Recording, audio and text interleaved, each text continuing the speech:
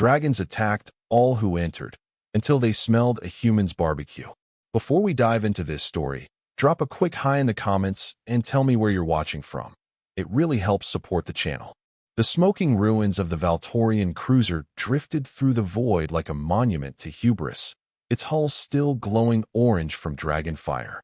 Cole Bennett stood at the observation deck of the human transport vessel Wanderer, watching the wreckage tumble past, and wondered if he'd made a terrible mistake accepting this job.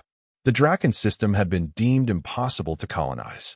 For 200 years, every species in the Galactic Coalition had tried and failed to establish settlements on Draken Prime, a world so rich in rare minerals that it could fund entire civilizations. The planet's defenders were not soldiers or automated weapons systems, but creatures that defied modern understanding. Actual dragons. Massive, winged reptiles that breathed plasma hot enough to melt starship hulls, intelligent enough to coordinate attacks, and aggressive enough to destroy any vessel that dared enter their atmosphere. Cole was a chef. Specifically, he was a barbecue specialist from Texas who'd spent the last 15 years cooking on various frontier colonies, following the money and the adventure. When the Coalition put out a call for a human culinary expert to join their latest Draken expedition, he'd assumed it was a mistake. Humans had only been part of the Coalition for 30 years, and most species still viewed them as primitive newcomers. But the pay was extraordinary, and Cole had always been curious about the one challenge every species had failed to overcome. The expedition commander was a Valtorian named Cephix, a 7-foot-tall reptilian being with iridescent scales and a superiority complex that could fill a cargo bay. Cephix had gathered what he called the finest military minds from 12 species, equipped them with the latest shield technology and weaponry, and announced his intention to succeed where all others had failed. Cole's role, as far as he could tell, was to feed the conquerors once they'd established their beachhead. That plan had lasted approximately 47 minutes after entering Draken Prime's atmosphere. The dragons had come from every direction, their scales shimmering in colors that seemed to shift between copper, gold, and bronze. They were enormous, some with wingspans exceeding 200 feet, their eyes glowing with an intelligence that was immediately unsettling. The largest dragon, a massive creature with scales the color of burnished gold, had unleashed a stream of plasma that vaporized the expedition's lead ship before the shields could even activate. The remaining vessels had retreated to orbit, leaving behind 15 destroyed craft and nearly 300 dead. Now, 3 days later, the survivors huddled in orbit, arguing about their next move. Cephix wanted to call an orbital bombardment. The Zentari military advisors suggested a massive simultaneous assault from multiple points. The Kelver scientists proposed attempting communication through mathematical sequences. Cole thought they were all missing something obvious. He'd been watching footage of the attacks on repeat, studying the dragons' behavior. They didn't attack randomly. They didn't pursue fleeing ships beyond the atmosphere. They defended their territory with precision and purpose, but there was something almost ritualistic about it. The largest dragon always attacked first. The others followed in coordinated waves. And most tellingly, they never damaged the planet's surface during their defensive maneuvers. These weren't mindless beasts. They were guardians. When Cephix called the next strategy meeting, Cole did something he'd never done before. He spoke up. The conference room fell silent when the human chef raised his hand. Cephix's head swiveled toward him with visible irritation, his secondary eyelids flicking in annoyance. Commander Cephix said with barely concealed disdain, "What could a food preparer possibly contribute to military strategy?" Cole stood, feeling the weight of a dozen alien gazes on him. He'd dealt with hostile kitchens before, but this was different. Still, he'd learned long ago that confidence could carry you through situations where expertise failed. Cole replied calmly, "I've been watching the dragons. They're not random. They're defending something they value. Every species here has tried to take from them. Has anyone tried giving them something?" The room erupted in multiple languages. A Kelver scientist made a chittering sound that Cole's translator rendered as laughter. A Zentari warrior clicked their mandibles in what might have been amusement or derision. Cephix silenced them with a gesture and fixed Cole with a cold stare. The commander said slowly, "You propose we offer tribute to animals?" to beasts that have slaughtered thousands of coalition citizens? Cole shook his head firmly. Not tribute. Communication. Look, I know this sounds crazy, but hear me out. On Earth, we've got this concept in dealing with wildlife, even intelligent wildlife. You don't start with threats. You start with respect. You offer something of value, not as surrender, but as an opening to dialogue. A Valtorian tactical officer, her scales a deep purple, interjected sharply. We have tried communication.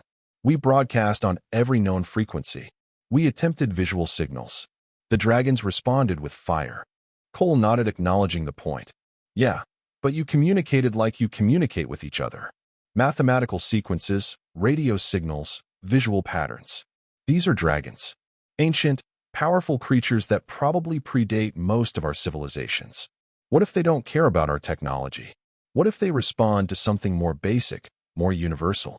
The Zentari warrior, a being named Kalthos whose carapace bore the scars of 100 battles, leaned forward with sudden interest. The warrior asked in a deep, resonant voice, "What do you propose, human?" Cole took a breath. This was the part that would either get him laughed out of the room or killed. He said with conviction, "Let me go down there. Alone, unarmed, in a small shuttle with no weapons systems. Let me set up in a clearing and cook. Just cook. The smell of food, real food prepared with care, it crosses species barriers. It's the most basic form of hospitality in almost every culture I've studied. If the dragons are intelligent, and I believe they are, they'll be curious. And curiosity is the first step to communication." The silence that followed was absolute. Then Cephix began to laugh, a hissing sound that was deeply unsettling. The commander declared with finality, "Absolutely not. I will not waste resources on such absurdity. This meeting is concluded. We will proceed with orbital bombardment in 6 hours." But Cole wasn't done. He'd come this far, and something in his gut told him he was right. He said loudly, with enough force to stop Cephix mid-turn, "If you bombard that planet, you'll destroy exactly what you came for. Those minerals you want. They'll be scattered, irradiated, worthless. You'll have spent billions of credits and hundreds of lives for nothing. My way costs you one shuttle, some food supplies, and a chef you probably didn't want here anyway. If I'm wrong, you lose nothing you weren't already willing to sacrifice. If I'm right, you gain a planet." Kalthos made a clicking sound of approval. The Zentari warrior said thoughtfully, "The human makes a valid point, Commander. We have exhausted conventional options. An unconventional approach carries minimal risk at this juncture." Cephix's scales rippled with barely controlled anger, but Cole could see the calculation in the commander's eyes. Voltorians were nothing if not pragmatic. After a long moment, Cephix responded with ice in his voice, "You have 12 hours, human. If you are not vaporized, and if you make any progress whatsoever, we will delay the bombardment. If you fail, we will not retrieve your remains. Do you accept these terms?" Cole felt his heart hammering, but kept his expression neutral.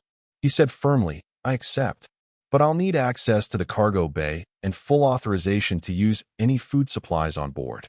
The commander waved a dismissive hand and said curtly, "Take whatever you need." Dismissed. As the meeting broke up, Kalthos approached Cole quietly. The massive warriors studied him with compound eyes that seemed to see more than they should. The Zentari said in a low voice, "I have fought many battles, human. I have learned that sometimes the greatest courage is not in facing death, but in facing it for an idea others mock. If you survive this, I would be honored to hear the tale." Cole extended his hand, and after a moment, Kalthos gripped it with a chitinous appendage. The human replied with a slight smile, "If I survive this, warrior, I'll cook you the best meal you've ever had." The preparation took 8 hours. Cole raided the expedition's supplies with single-minded focus, pulling together ingredients from a dozen different species provisions. He had his own supplies as well, items he'd brought from Earth specifically for this job. Hardwood chips for smoking, his custom spice blend, and 6 massive slabs of synthetic beef that were virtually indistinguishable from the real thing. He also grabbed vegetables, various alien produce that he'd learned to work with over the years, and most importantly, a selection of sweet and savory marinades. If he was going to make first contact through food, it needed to be the best damn barbecue anyone or anything had ever tasted. The shuttle they gave him was a bare-bones transport, just enough to get him to the surface and keep him alive. Cole spent 2 hours setting up his equipment, a massive grill he'd modified from his Zentari field heating unit, preparation tables, storage units to keep ingredients fresh, and his most prized possession, a smoker he'd built himself using parts from 6 different worlds. As the shuttle descended toward Draken Prime, Cole watched the planet grow larger in the viewport. It was beautiful in a wild, untamed way. Vast forests of vegetation that glowed faintly purple in the light of the system's binary stars, mountain ranges that scraped the sky and scattered across the landscape, what looked like massive cave systems or perhaps ruins. Definitely a place worth protecting. The shuttle's AI, a basic but functional system, announced in a neutral tone, warning. Multiple large organic signatures detected. Flight path indicates intercept course. Estimate contact in 4 minutes. Cole's hands tightened on the controls. This was it. He said aloud, trying to keep his voice steady, broadcast on all frequencies. Plain language, no codes. Message reads, I come in peace. I am unarmed. I wish only to share a meal. The AI complied, sending the message out on every channel. Cole had no idea if the dragons would understand English, or if they even perceived sound the way most species did, but it felt important to try. 3 minutes. The first dragon appeared off his port side, a massive creature with scales that shimmered like molten copper. It matched his speed effortlessly, its enormous eyes fixed on the shuttle. Cole could see the intelligence there, the calculation. The dragon was deciding whether he was a threat. 2 minutes. More dragons appeared, surrounding the shuttle in a formation that was undeniably military in precision. Cole counted 7, no, 9 of them. Anyone could destroy his shuttle with a single breath. His mouth went dry, but he kept his course steady, heading for a large clearing he'd identified near a river system. 1 minute. The largest dragon, the golden one from the footage, descended from above, positioning itself directly in front of the shuttle. This close, Cole could see details invisible from orbit.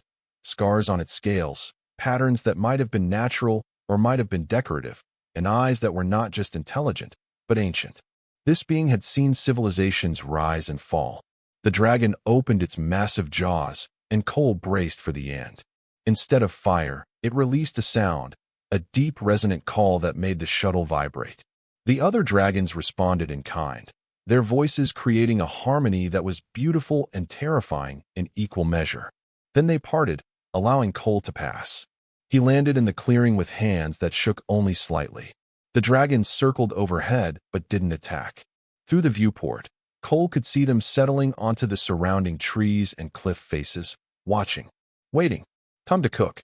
Cole opened the shuttle's cargo ramp and began unloading his equipment. The air of Draken Prime was rich with oxygen, warm but not uncomfortable, carrying scents of the alien vegetation that reminded him oddly of sage and cinnamon. He worked methodically, setting up his cooking station exactly as he would for any major event, refusing to let the audience of apex predators intimidate him. First, he got the smoker going, loading it with hardwood chips that would burn slow and fragrant. Then he prepared the main event, the beef. He'd chosen a traditional Texas-style approach, keeping the seasoning simple to let the quality of the meat and the smoke do the talking. Coarse salt, black pepper, garlic powder, a touch of paprika. He rubbed each slab with loving attention, the familiar motions calming his nerves. While the smoker came to temperature, he prepared sides. Roasted vegetables in a honey glaze, a spicy bean dish he'd adapted from a Kelver recipe, and something he was particularly proud of, a bread he'd learned to make using a grain native to the Zentari homeworld that rose beautifully and had a slightly nutty flavor. The dragons watched every movement. After about an hour, the smoke began to carry. Cole had positioned the smoker upwind deliberately, and now the rich, complex aroma of smoking meat began to drift across the clearing. It was a smell that had evolved over centuries on Earth, the product of countless refinements in the art of low and slow cooking. Savory, sweet, with undertones of wood smoke and spices that triggered something primal in any being that had ever enjoyed cooked food. The reaction was immediate. The nearest dragon, a smaller one with bronze scales, lifted its head sharply. Its nostrils flared wide, pulling in the scent. The creature's eyes widened visibly, and it made a sound that was almost a purr, a deep rumbling that Cole felt in his chest. Other dragons began to stir. They shifted position, angling toward the smoke. The golden dragon, still perched on the highest point overlooking the clearing, stood and stretched its wings, tasting the air with a forked tongue that had to be 15 feet long. Cole kept cooking. He basted the beef with a mop sauce, added more wood to maintain the smoke, and started on the vegetables. The key to great barbecue wasn't just the meat. It was the complete meal, the balance of flavors and textures that turned food into an experience. 2 hours in, the smallest dragon couldn't resist any longer. It was still huge by human standards, probably 50 feet from nose to tail, with scales that shifted between green and gold depending on the light. It descended from its perch and approached the clearing cautiously, moving with a grace that belied its size. Cole's heart rate spiked, but he forced himself to remain calm. He'd dealt with curious wildlife before, though never anything quite this dangerous. The dragon stopped at the edge of the clearing, perhaps 100 feet away, and watched him work.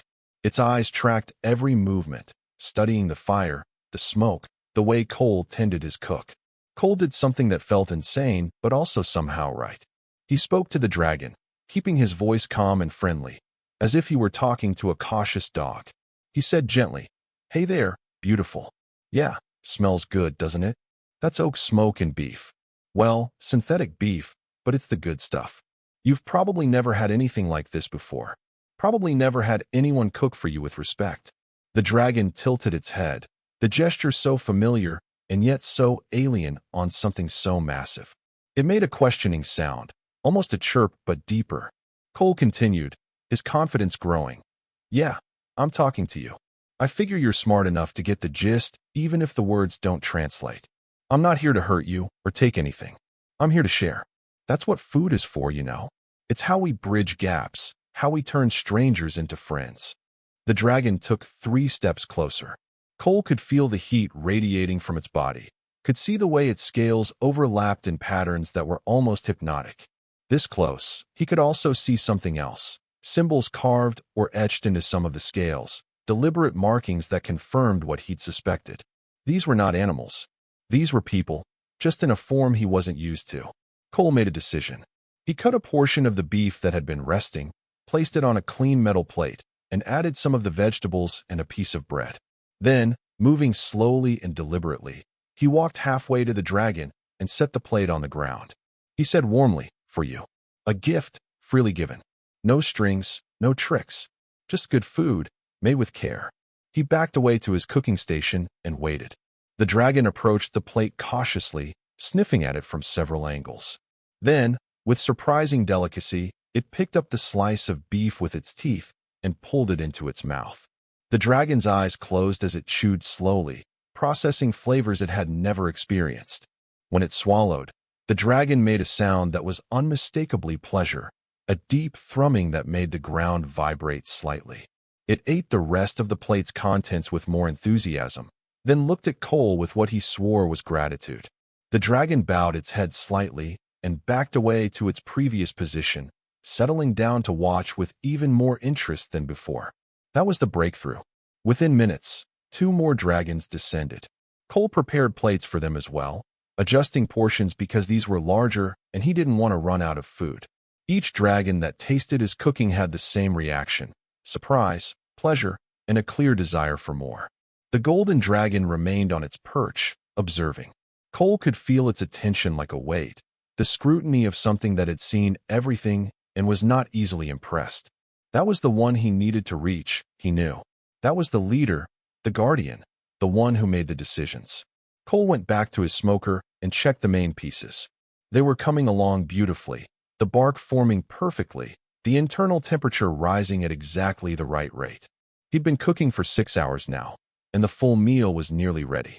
Time for the grand finale. He pulled the beef, letting it rest while he finished the sides. The vegetables were caramelized perfectly. The beans were thick and savory. The bread was golden brown and filled the air with its own wonderful aroma. He prepared a full spread, the kind of feast he'd serve at a championship competition, everything arranged with care and pride. Then Cole did something he hadn't planned. He pulled out his personal knife, a family heirloom that had been his grandfather's, and carved a portion from his own plate. He ate it there, in full view of all the dragons, showing them that the food was safe, that he shared in what he offered. The golden dragon reacted. It stood, unfurled wings that blotted out a significant portion of the sky, and descended. The wind from its landing nearly knocked Cole over, sent his napkins flying, and extinguished one of his warming fires. The dragon was even more massive up close, its head alone the size of a small car, its claws scoring deep grooves in the rocky ground. Cole stood his ground, though every instinct screamed at him to run. He looked up into eyes that were like molten gold, and said with all the sincerity he possessed, "I made enough for everyone. Would you do me the honor of dining with me?" The dragon regarded him for a long moment. Then it did something that made Cole's jaw drop. It spoke, not in chirps or roars, but in words, though the voice was like nothing he'd ever heard, resonant and layered, as if multiple beings spoke in perfect harmony. The dragon said slowly, pronouncing each word with care, "You are not like the others who come to steal and conquer. You offer gift. You share fire and food. You speak with respect." Why? Cole's mind reeled. The dragons spoke English? Or were they speaking their own language and somehow making themselves understood? It didn't matter. What mattered was the question. He answered honestly, his voice steady despite his shock, because that's what intelligent beings should do when they meet for the first time. Share, not take. Listen, not demand. I'm human. My people are new to the stars, and we've made plenty of mistakes, but we've also learned that the best relationships start with breaking bread together. That's why I'm here. The dragon's expression, if such a massive scaled face could have expressions, seemed almost surprised. It asked another question, its tone shifting to something that might have been curiosity. "You do not fear us?" Cole laughed. He couldn't help it. He replied with a rueful grin, "Oh, I'm terrified. You could turn me into ash with a sneeze. But fear isn't a reason not to try to do the right thing.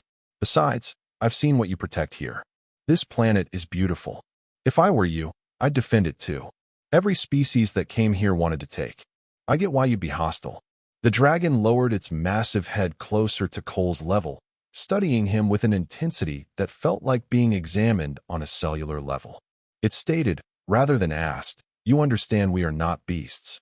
Cole nodded firmly and said with conviction, "I figured that out watching the footage of the attacks. The precision, the coordination, the restraint you showed toward your own world while defending it. You're not animals. You're a civilization, or at least a highly organized society. You're people, just not the kind most species are used to meeting." The dragon made a sound that might have been approval. It said, after what seemed like careful consideration, "I am Theraxon, first guardian of Draken Prime, speaker for the Flame Singers. You are the first outsider to show respect in 200 cycles of your time. You offer food made with skill and heart. This is a gift we have not known. We will share your meal, human, and we will speak of why you have truly come." Cole felt relief flood through him, so intensely his knees nearly buckled. He said warmly, "My name is Cole Bennett. I'm a chef, and it would be my absolute honor to feed you and your people, Theraxon. As for why I'm here, that's a conversation I think we should have over dinner. Food's always better when it comes with good company." Theraxon made a sound that was surprisingly close to a human laugh, a rumbling that made the trees shake. The great dragon said with what Cole swore was amusement, "Bring your feast, Cole Bennett. We will eat and speak truth." Cole served what was probably the most important meal of his life. He'd brought enough food for the expedition crew of 30, which meant there was barely enough for the 9 dragons present when he calculated their size. He arranged everything on large metal sheets that had been intended as cargo pallets, creating serving stations that the dragons could access. Theraxon ate first, taking the traditional position of a leader tasting for poison, though Cole suspected it was more ritual than concern. The golden dragon sampled everything, chewing slowly and deliberately. When Theraxon had approved each dish, the other dragons approached and began to eat. The reactions were extraordinary. Dragons that had seemed fierce and alien moments before now made sounds of contentment and pleasure. They ate with surprising delicacy, careful not to damage Cole's equipment, taking time to savor each component of the meal. One dragon, the bronze one that had been first to approach, actually closed its eyes while eating the beans, a rumble of happiness emanating from its chest. Cole found himself grinning despite the surreal nature of the situation. This was why he cooked. Not for money or fame, though both were nice, but for this moment when food transcended barriers and brought beings together. He'd created that here, on an alien world, with creatures that terrified the entire galactic coalition. When the meal was finished, the dragons settled in a loose circle around Cole's cooking station. Theraxin positioned closest to him, the great dragon's bulk blocking the wind and creating a sheltered space that felt oddly comfortable. The binary stars were setting, painting the sky in shades of purple and orange that were breathtaking. Theraxin began without preamble, speaking in that layered voice that commanded attention. "You said others come to take. Tell me, Cole Bennett, what does your coalition wish to steal from us?" Cole appreciated the directness. He replied honestly, "Minerals. Rare elements that exist in abundance on your world but are scarce elsewhere. Elements that power our ships, our technology, our civilizations. The planet below us is worth more than most species can calculate. That's why they keep coming, keep trying to force their way in." The dragon's eyes glowed brighter, anger perhaps. Theraxin said with heat in his voice, "They wish to tear apart our home for their machines. They see only resources, not the living world we have guarded for 10,000 of your years." 10,000 years. The number staggered Cole. Humanity had barely achieved spaceflight in that time. He said carefully, "I understand your anger. The coalition species see it differently, though. They see a world with resources that could save billions of lives, cure diseases, advance entire civilizations. And they see what they think are animals preventing progress. I'm not saying they're right, but I'm explaining their perspective." Another dragon, one with deep red scales, growled low. This dragon spoke for the first time, its voice higher than Theraxin's, but no less powerful. "They are thieves who cloak their greed in pretty words. Progress, advancement, all while they destroy and take." Cole nodded in acknowledgement. He responded thoughtfully, "You're not wrong. But here's the thing, and this is important, not all of us are like that. Humans are new to the coalition. We're still learning how things work out here. Where I come from, we've got a saying, there's always a better way. Fighting doesn't have to be the only answer." Theraxin tilted its great head, studying Cole with those ancient eyes. The Guardian asked pointedly, "You propose what, human? That we simply allow the theft of our world?" Cole shook his head firmly. He said with growing conviction, "No. I propose a partnership. Look, those minerals are in the ground, right? You've been here 10,000 years. I'm guessing you don't mind them. Don't use them the way we would. They're part of your world, but not part of your way of life. What if there was a way to extract what's needed without destroying your home?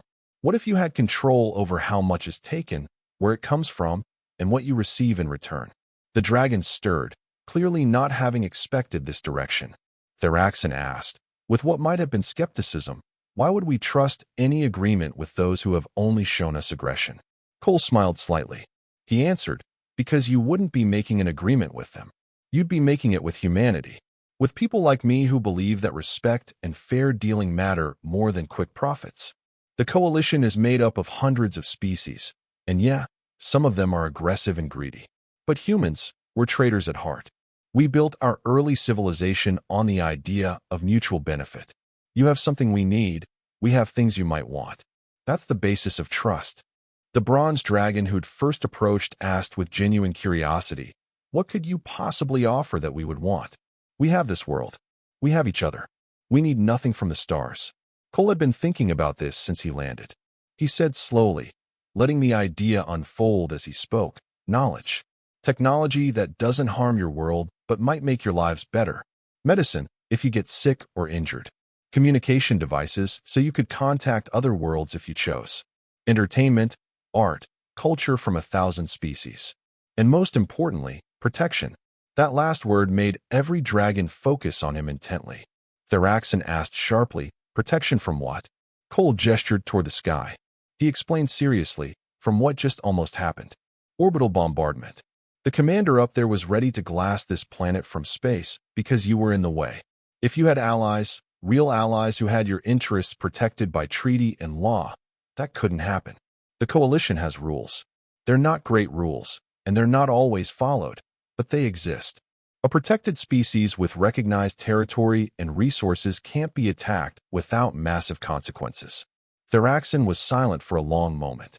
When the Guardian spoke again, there was a weight to the words that suggested ancient consideration.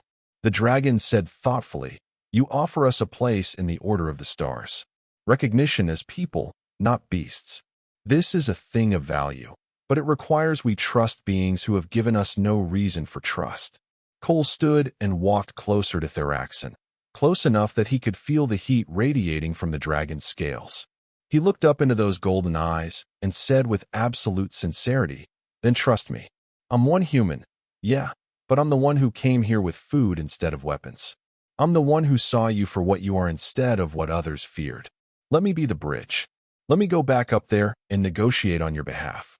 I'll make sure any agreement protects your world first and profits everyone second. That's my promise." The silence that followed stretched for what felt like an eternity. Cole could hear the alien wind in the strange trees, the distant call of creatures he couldn't identify, the crackling of his dying fires. Then Theraxin did something unexpected. The great dragon extended one massive claw and gently, so carefully it was almost tender, touched Cole's chest. Theraxin declared, with what sounded like formality, "Cole Bennett, Chef of Earth, Speaker of Respect, I name you friend of the Flame Singers. You have shown us honor. You have offered gift without expectation. You have spoken truth even when lies might have served you better. We will trust you to speak for us to the Star Walkers. But know this, if you betray our trust, if you lead us to harm, we will remember. And the Flame Singers never forget." Cole felt the weight of that responsibility settle on his shoulders like a physical thing. He said solemnly, "I understand. And I won't let you down. I promise you that." The bronze dragon spoke up, its voice carrying an edge of humor. "Before he goes, could he perhaps teach us the secrets of this food? The smoke and spice and technique? If we are to deal with visitors, we should have means to welcome them as Cole has welcomed our trust." Cole laughed, the tension breaking. He said with genuine enthusiasm, "I would be honored to teach you. Though I gotta warn you, good barbecue takes time and patience. Lots of both." Theraxin's eyes glowed with what Cole was now certain was amusement. The Guardian said, "We have lived 10,000 years, human. I believe we can manage patience." The return to the Wanderer was vastly different from Cole's departure. He ascended with an escort of 3 dragons, including Theraxin, their formation protecting the shuttle rather than threatening it. The effect on the Coalition fleet was immediate and dramatic. Alarms blared across every ship as the dragons approached. Weapon systems came online, shields activated to maximum. Cole could hear Cephix screaming orders over the comm channels, demanding to know why the dragons were attacking. Cole overrode the command channel, his voice cutting through the chaos. He said firmly, "Stand down. All ships stand down. The dragons are not hostile. They're escorting me back. We're here to negotiate." The silence that followed was almost as loud as the alarms had been. Then Cephix's voice came through, tight, with barely controlled fury. The commander demanded, "Explain yourself, human. Explain this immediately." Cole took a breath. This was the moment. He said clearly, "I made contact with the Draken Prime Guardians. They're called the Flame Singers, and they're a sentient species with a civilization that predates most of ours. They speak, they reason, and they're willing to talk. More than that, they've authorized me to negotiate on their behalf." Another voice joined the channel, Kalthos the Zentari warrior. The warrior said with what sounded like satisfaction, "The humans succeeded where our weapons failed. I admit to being impressed, Cole Bennett." Cole replied gratefully, "Thanks, Kalthos. Commander Cephix, I'm requesting permission to dock with Theraxin, the Flamesinger Guardian. We need a meeting room large enough to accommodate a dragon and representatives from the Coalition. We've got a deal to work out." The meeting that followed would become legendary in Coalition history. Cephix, to his credit, recognized an opportunity when he saw one, even if it came from a source he'd dismissed.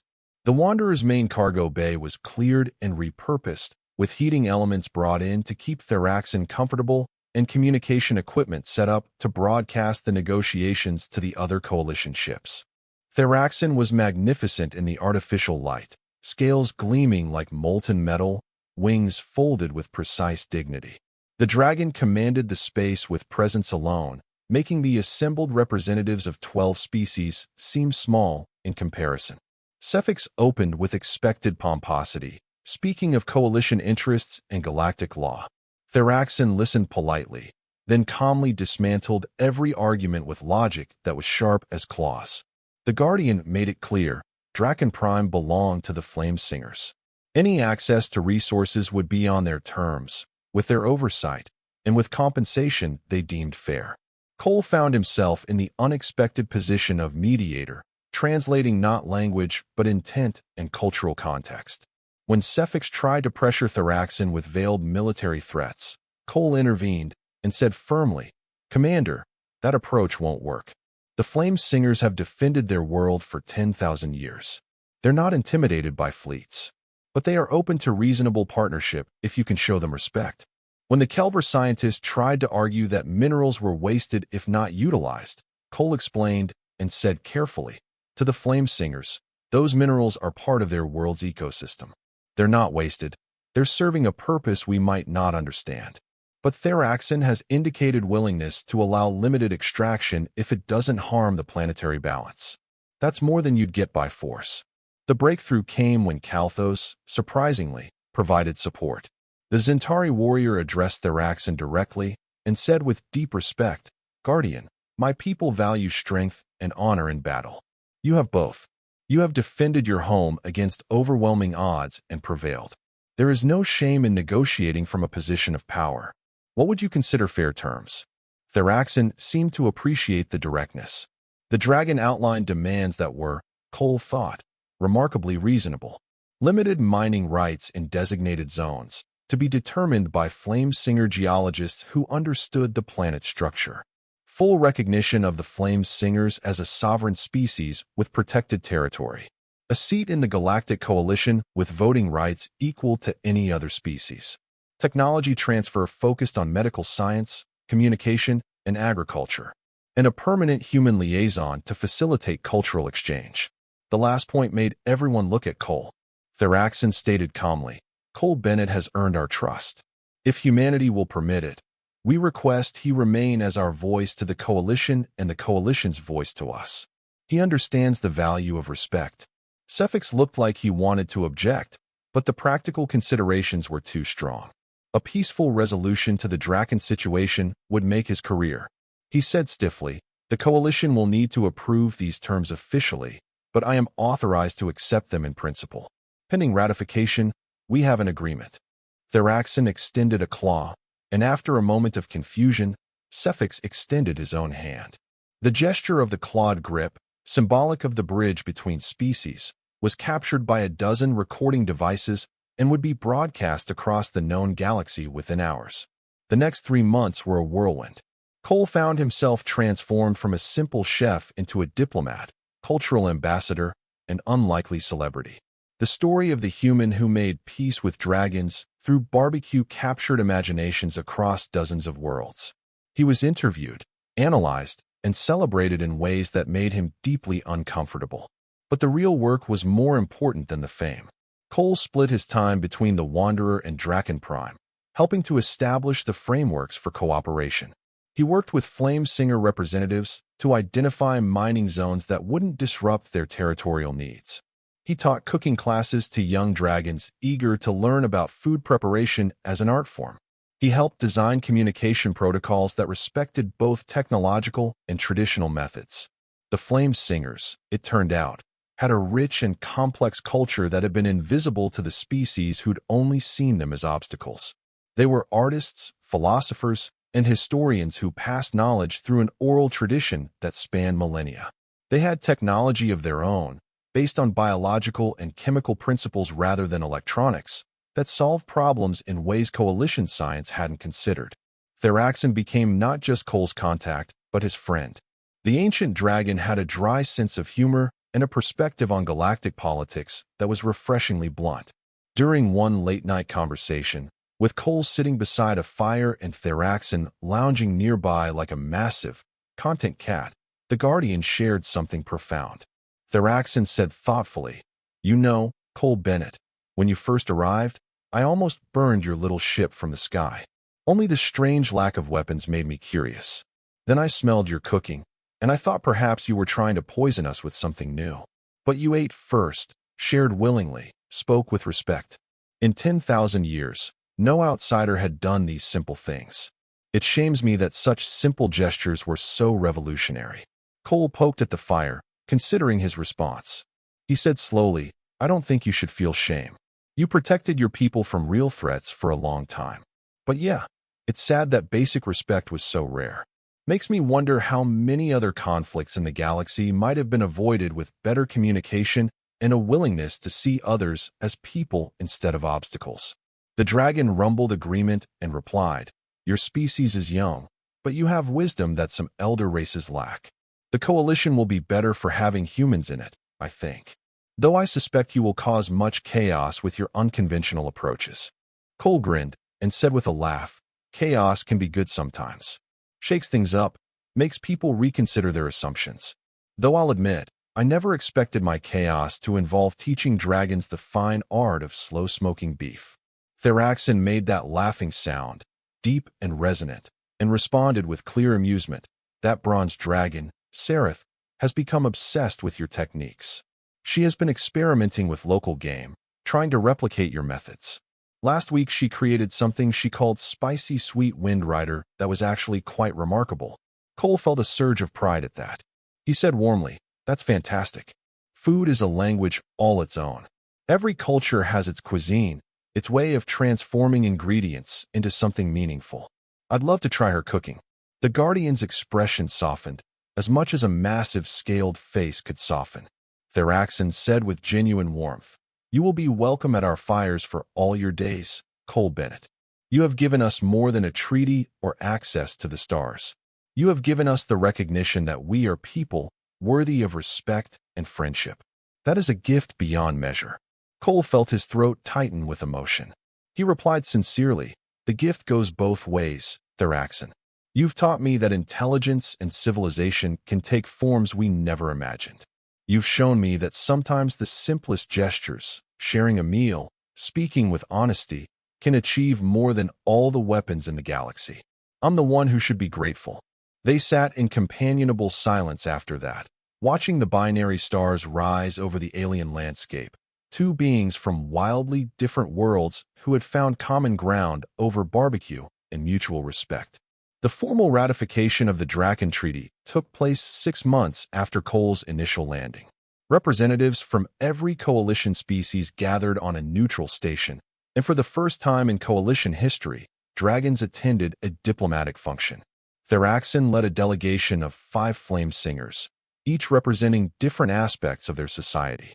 The ceremony itself was remarkably drama-free, which Cole knew was a minor miracle given galactic politics.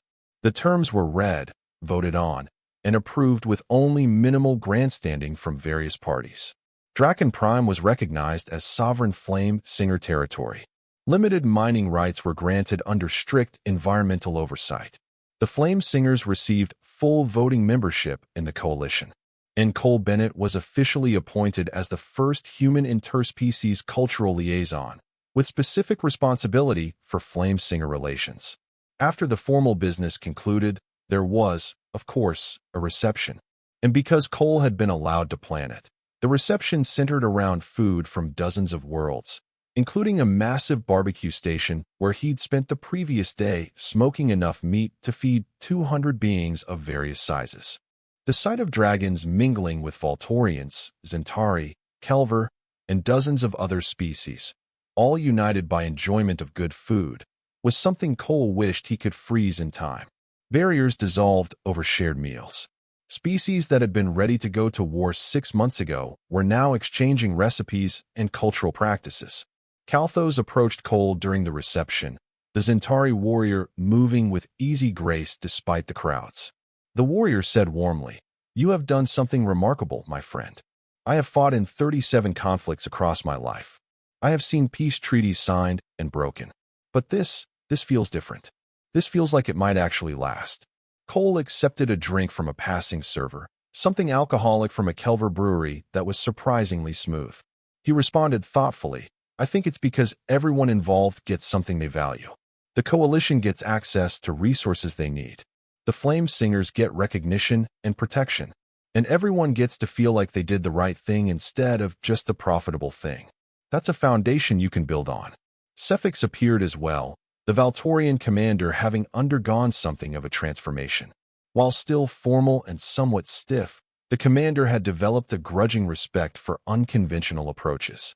Cephix said with careful sincerity, "Bennett, I must acknowledge that your methods, while unorthodox, achieved results that military force could not. The coalition has granted me a commendation for the successful Draken negotiation. In honesty, that commendation belongs to you." Cole shook his head firmly. He said graciously, "Commander, you made the call to let me try. That took courage and flexibility. The credit is shared. Besides, I just cooked some food and talked to people. You're the one who had to sell it to the coalition bureaucracy. That's the real achievement." The commander's scales rippled in what Cole had learned was Valtorian pleasure at a compliment. Cephix replied, his tone warming slightly, "Perhaps we make a functional team after all. I have been authorized to offer you a position in coalition diplomatic services, should you choose to accept. Your unique approach to first contact situations could prove valuable." Cole considered it for a moment. Looking around the reception at the mingling species, at Theraxin deep in conversation with a group of Kelver scientists, at the general atmosphere of cooperation and goodwill, he said with certainty, "I appreciate the offer, Commander, but I think I'm needed more on Draken Prime right now. The Flame Singers and I have just scratched the surface of cultural exchange. Besides, someone needs to make sure the mining operations respect the treaty terms. I can do that better on the ground than in some diplomatic office." Cephix nodded understanding and responded, "A wise choice. Very well. The offer remains open should you change your mind. Now, if you will excuse me, Guardian Theraxin has indicated a desire to speak with me about establishing an educational exchange program. Apparently, some young Flame Singers wish to study coalition technology, while some coalition students might benefit from learning Flame Singer historical perspectives." As the commander moved away, Cole found himself alone for a moment, taking in the scene. This was it. This was the moment he'd worked toward. Proof that his crazy idea had not just worked, but had created something lasting and meaningful. A young human approached, nervous and clearly starstruck. The kid couldn't have been more than 20, wearing a Coalition Scientific Corps uniform. The young man stammered, "Mr. Bennett? Sorry to bother you, sir, but I just wanted to say thank you. I'm studying xenobiology, and before the Draken Treaty, my professor said we'd probably never get to study species like the Flame Singers up close because of the conflicts. Now I have an internship approved to spend 6 months on Draken Prime studying dragon biology and culture. Because of what you did, my entire field is opening up. So thank you." Cole smiled, feeling that familiar warmth that came from knowing you'd made a real difference. He said kindly, "That's great, kid. What's your name?" The young man straightened up and said proudly, "Aaron Blake, sir. Third-year xenobiology student from the Mars Academy." Cole extended his hand and said warmly, "Well, Aaron Blake, when you get to Draken Prime, look me up. I'll introduce you to Seraph, one of the Flame Singers who's been working with me on cultural exchange. She's brilliant and loves talking about biology from the Flame Singer perspective. Fair warning, though, she'll also try to feed you her experimental cooking, and it's hit or miss whether it'll be delicious or terrifying." Aaron's face lit up with excitement. He exclaimed, "Really? That would be incredible. Thank you, sir. I can't wait." As the young scientist hurried off, presumably to tell his friends, Cole felt a hand on his shoulder. He turned to find Theraxin had approached silently, the massive dragon moving with surprising stealth when it chose to. The Guardian observed quietly, "You give others opportunities to learn and grow. This is good leadership, Cole Bennett. You do not hoard knowledge or access, but share it freely. This is why our partnership will endure." Cole looked up at his friend and said with deep sincerity, "I learned from the best, Theraxin. You could have destroyed every ship that came to your world. Instead, you waited, watched, and gave me a chance when I approached with respect. That's the kind of wisdom that takes millennia to develop. I'm just applying the same principle on a smaller scale." Theraxin's eyes glowed with warmth, and the dragon said something Cole would remember for the rest of his life. The Guardian stated, 10,000 years we guarded our world, Cole Bennett. 10,000 years we saw only enemies and thieves in the stars. You came with fire and food and respect, and in one day changed everything. The flame singers have a saying, the smallest ember can light the greatest fire. You were our ember. Whatever comes from this treaty, whatever good spreads from our example, it began with one human who chose to cook instead of conquer. Never forget the power of that choice. Cole felt tears prick his eyes, but didn't bother hiding them. He responded, voice thick with emotion, I won't forget, my friend. I promise you that. The reception continued late into the station's night cycle. Cole eventually found himself back at his barbecue station, not because he needed to cook more, but because it felt right to be there. The smell of smoke and spices had become synonymous with peace in his mind, a reminder that simple gestures could have profound impacts. As he tended the still warm coals, various beings stopped by to talk. Some wanted recipes. Others wanted advice on dealing with difficult first contact situations. A few just wanted to share their appreciation for what he'd accomplished. Each conversation reminded Cole that change, real change, happened one interaction at a time. Near the end of the night, when most guests had departed and only a few stragglers remained, Cole found himself in conversation with a group of young dragons who had accompanied the Flame Singer delegation.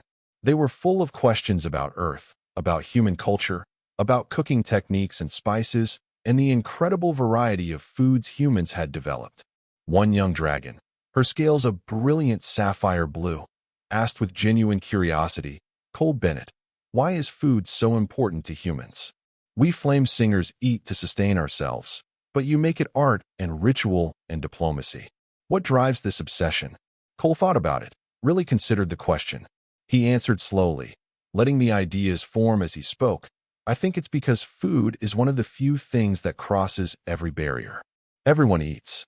Every culture develops its own approach to transforming raw ingredients into something nourishing and hopefully delicious. When you share a meal with someone, you're sharing time, effort, creativity, and a piece of your culture. It's intimate in a way that doesn't require physical touch or even a common language. You can tell a lot about people by what they eat and how they prepare it. And maybe most importantly, it's an act of care. Cooking for someone says I value you enough to spend my time making something good for you. That message translates across species. The young dragons absorb this, their eyes reflecting the dying coal's light. Another one, with emerald scales, said thoughtfully, then your barbecue was not just food. It was a statement of care and value toward beings you had never met. You told us, through smoke and spice, that you saw us as worthy of your time and skill. No wonder Guardian Theraxin was moved. We flame singers understand the language of gifts and gestures. You spoke it fluently without knowing our specific customs. Cole smiled at the insight. He responded warmly, exactly. And now you're learning the language too. I've tasted Saratha's cooking, and it's got that same spirit in it, that care and creativity. You're adapting human techniques to flame singer ingredients and preferences, creating something new that bridges both cultures. That's what I hope comes from all this. Not just coexistence, but genuine cultural exchange that enriches everyone involved. The Sapphire Dragon bobbed her head in agreement and declared, when I return to Draken Prime, I will study this art of cooking. Perhaps I will become the second Flame Singer chef, learning from Cole Bennett's example. There should be more of us who understand this bridge you have built. Pride swelled in Cole's chest. He said enthusiastically, I'd be honored to teach you. And you know what? I bet if we set up a proper culinary school on Draken Prime, we could get students from all over the coalition. Imagine dragons, humans, Voltorians, Zentari, and a dozen other species all learning to cook together, sharing techniques and traditions. That's the kind of lasting peace you can build, one meal at a time. The young dragons chittered excitedly among themselves, already planning and dreaming. As Cole watched them, he realized this was his real legacy. Not the treaty itself, but the possibilities it opened. A generation of beings who would grow up seeing cooperation as normal, who would build relationships across species lines that previous generations thought impossible. Theraxin joined the group quietly, having finished conversations with various diplomats. The Guardian observed the enthusiastic young dragons and said with paternal warmth, they are planning to revolutionize Flame Singer culture with your cooking arts, Cole Bennett. I hope you are prepared for the chaos this will bring. Cole laughed and replied with a grin. Chaos can be creative, remember? Besides, I have a feeling the galaxy could use more chefs and fewer warriors. No offense to the warriors out there, but you can't solve every problem with plasma breath or laser cannons.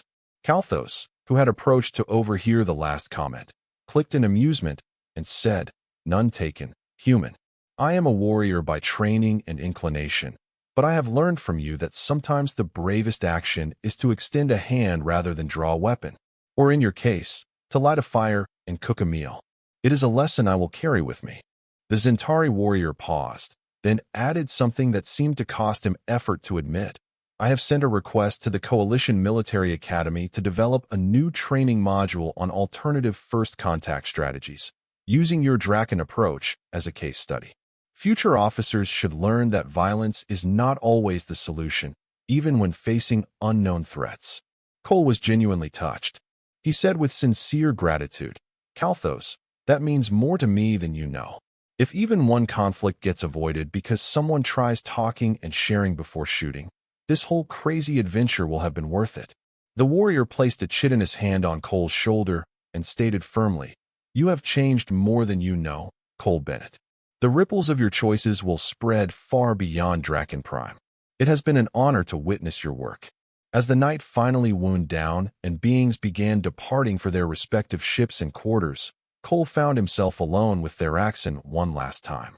The great dragon had been silent for a while, watching the empty reception hall with those ancient, knowing eyes. Finally, Theraxon spoke, his voice quiet but carrying weight. The Guardian said reflectively, 10,000 years is a long time, Cole Bennett. I have seen stars born and die. I have watched civilizations rise and fall. I have guarded my people through ages of peace and periods of war. But I have never seen change come so swiftly or so completely as what you have brought. In less than one of your years, you have transformed our relationship with the entire galaxy. It is humbling and terrifying in equal measure." Cole heard the vulnerability in those words and responded gently. "Change is always scary, especially when it comes fast. But Theraxon, you and your people are not giving up who you are. You're adding to it. You're still the Flame Singers, still the Guardians of Draken Prime. You've just decided that guardianship can include partnership instead of only defense. That takes more courage than standing alone ever did." The dragon's expression softened, and Theraxon said with deep emotion, "You see the heart of things, human. Yes, we choose to be guardians still, but now we guard not just against threats, but for possibilities. We protect our world so it can be shared carefully, so its wonders can be known by others, so the Flame Singers can take our place among the stars not as conquerors, but as contributors. This is your gift to us, the vision of a different path." Cole felt the weight of those words and replied with equal seriousness, "And your gift to me, to humanity, to the whole coalition, is showing that even ancient conflicts can be resolved. That beings so different they seem alien to each other can find common ground. You didn't have to give me a chance. You didn't have to taste my cooking or listen to my crazy proposal. But you did, and that openness changed everything." Theraxon lowered his massive head to Cole's level and said with the solemnity of a vow, "Then let us make a promise to each other, Cole Bennett. I promise that the Flame Singers will honor this treaty, will work in good faith with the Coalition, and will remember always that you came to us with respect and care. What promise will you make in return?" Cole didn't hesitate. He said firmly, "I promise that as long as I draw breath, I will protect Flame Singer interests. I will ensure your voice is heard in coalition councils. I will teach any who wish to learn about the culture and wisdom of the Flame Singers. And I will never forget that this all started with a simple truth. Everyone deserves to be treated with dignity and respect, regardless of their form or origin. That's my promise, Theraxon, and I will keep it until my last day." The dragon and the human stood together in the empty hall, representatives of worlds so different they might never have found peace, now bound by friendship and mutual respect. It was a moment that transcended species, a connection that proved understanding was possible when beings chose to see each other as people rather than obstacles. Eventually, they parted ways. Theraxon returned to the Flame Singer delegation's quarters, and Cole made his way to his own small room on the station. As he lay in bed, exhausted but content, he thought about the journey that had brought him here. From a barbecue chef in Texas to the architect of interspecies peace. It was absurd, impossible, and absolutely real. His communication device chimed with a message from Earth. His brother, who ran the family restaurant back in Houston, had sent a video message. Cole played it, and his brother's familiar face filled the screen. His brother said with a mix of pride and disbelief, "Cole, you crazy son of a gun. You're all over the news here. They're calling you the Dragon Whisperer, the Barbecue Diplomat, and about a dozen other ridiculous names. Mom's been crying happy tears for 2 days straight.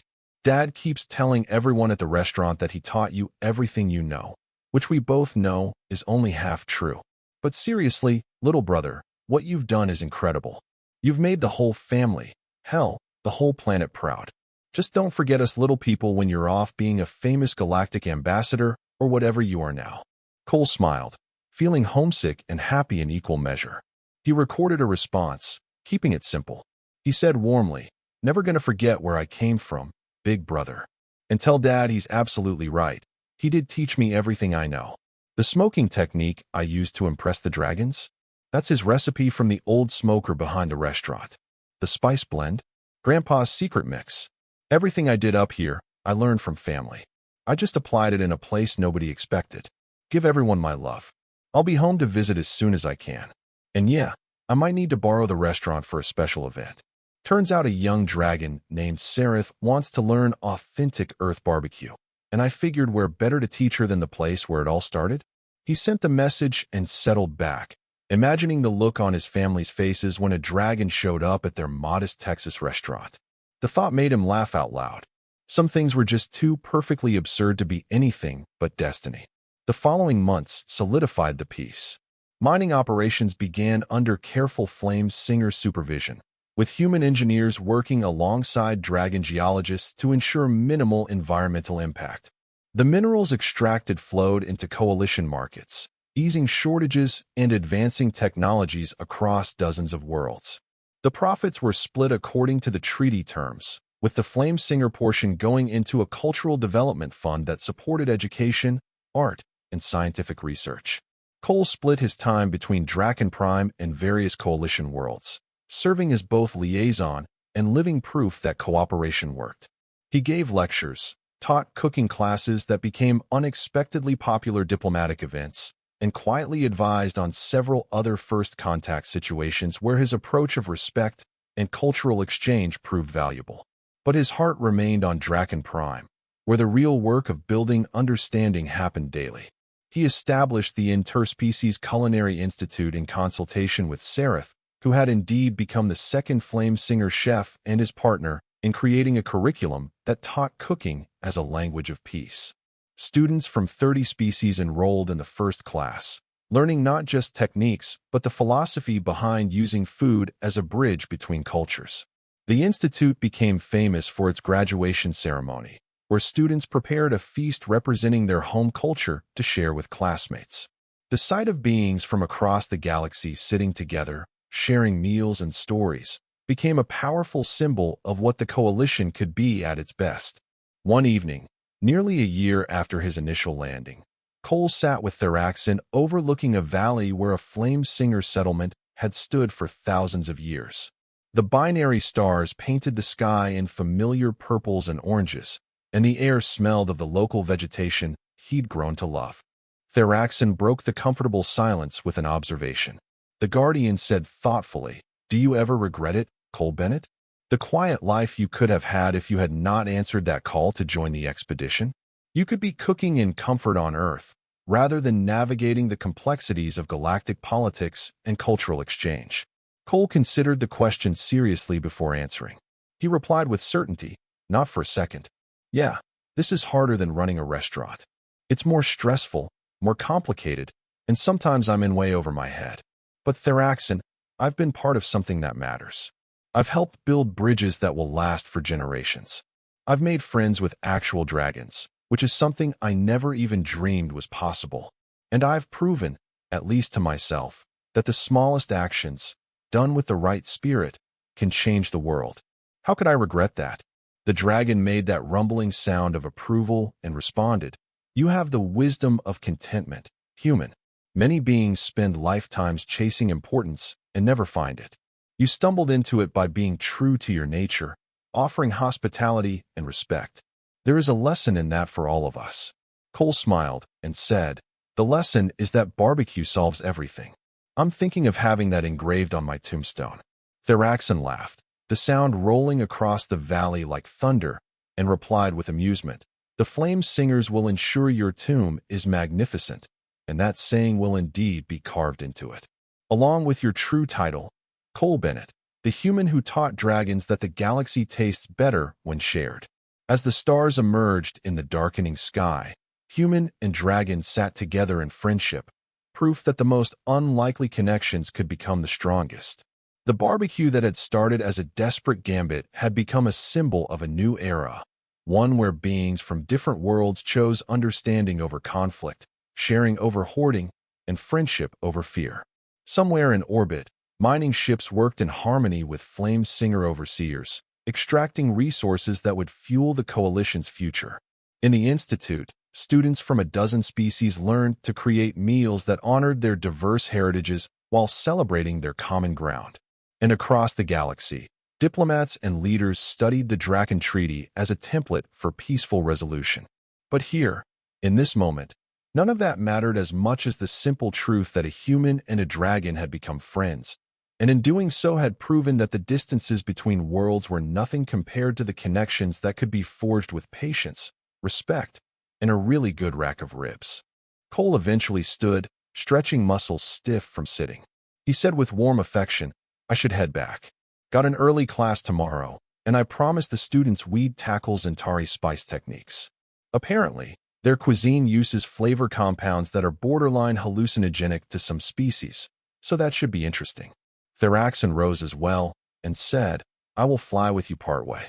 The night is pleasant, and I find I enjoy our conversations more than I anticipated when you first landed with your smoking meats and strange proposal." They walked together toward the settlement, their mismatched strides somehow falling into a comfortable rhythm. Cole thought about how far they'd all come, how much had changed, and how much more was possible. The future was uncertain, as futures always were, but it was bright with potential. And it had all started because one human chef decided that respect and a good meal could open more doors than weapons ever could. In the end, that was the real humanity, fuck yeah moment. Not conquering or dominating, but connecting and elevating. Not taking what could be seized, but offering what could be shared. As they reached the edge of the settlement, where other flame singers gathered around evening fires of their own, Theraxon paused and made one final observation. The Guardian said with deep sincerity, "You know, Cole Bennett, when the first ships came to our world 200 years ago, I wondered if we would ever find beings worth knowing among the stars. I thought perhaps we flame singers would remain alone, different, forever set apart by our nature and our duty. Thank you for proving me wrong. Thank you for showing us that family and friendship can cross any divide if both sides are willing to build the bridge. You have enriched our lives beyond measure." Cole felt tears prick his eyes for the second time that year. He replied, voice rough with emotion, "The enrichment goes both ways, old friend. You've taught me that wisdom comes in forms we don't expect, that guardianship is the highest calling, and that ancient beings can still choose change when change serves their people. I'm the one who should be grateful." They parted there, dragon ascending to the twilight sky and human walking into the warm glow of the settlement. Behind Cole, the Institute stood as a monument to possibility. Ahead, a community of beings from across the stars prepared evening meals, shared stories, and built the foundations of lasting peace. And somewhere, in a small restaurant in Texas, a family displayed a photo of their son standing beside a golden dragon, both looking impossibly happy. The caption read simply, "Cole Bennett, chef and peacemaker." The plaque beneath it held a quote that had become famous across the coalition. "When you cook for someone, you tell them they matter." That message works on any world, in any language, for any species. It was the truth that had changed a galaxy, delivered through smoke, spice, and the simple act of caring enough to share a meal. And in the grand sweep of cosmic history, in the endless catalog of first contacts and interspecies relations, it would be remembered as the moment humanity showed the stars that sometimes the greatest strength is not in weapons or ships or technology, but in the willingness to see others as worthy of respect, to offer friendship before demanding submission, and to believe that understanding is always possible if you're willing to put in the work. Cole Bennett, a barbecue chef from Texas, had started with nothing but a grill, some good meat, and a crazy idea. He'd ended up changing the galaxy. And while he'd be the first to say he was just one person who got lucky, the truth was simpler and more profound. He was one person who chose kindness and respect over fear, who believed in the power of shared meals and honest conversation, and who proved that humanity's greatest export to the stars wasn't technology or military might, but the simple, revolutionary idea that everyone, no matter how different, deserves a seat at the table. The dragons had attacked all who entered their world for 10,000 years, defending their home against an endless parade of threats and thieves. Then a human arrived with barbecue, spoke with respect, and offered friendship. And everything changed. Because in the end, that's what humanity brought to the galaxy. Not conquest, not domination, but connection. The understanding that the universe is better when beings work together, when differences are celebrated rather than feared, and when a good meal can be the first step toward lasting peace. Cole Bennett taught the galaxy to appreciate good barbecue. But more importantly, he taught them to appreciate each other. And that was the real miracle. Not that dragons and humans became friends, but that friendship itself became the foundation for a new way of reaching for the stars. Together. And that was the end of the story. If you listened all the way to here, don't forget to leave feedback about what you thought of the story in the comments, whether positive or negative. Your feedback helps us improve. Also, leave your like and subscribe to the channel for more stories like this one. And I'll leave here on the screen another video that I'm sure you'll like. Big hug, and see you in the next story.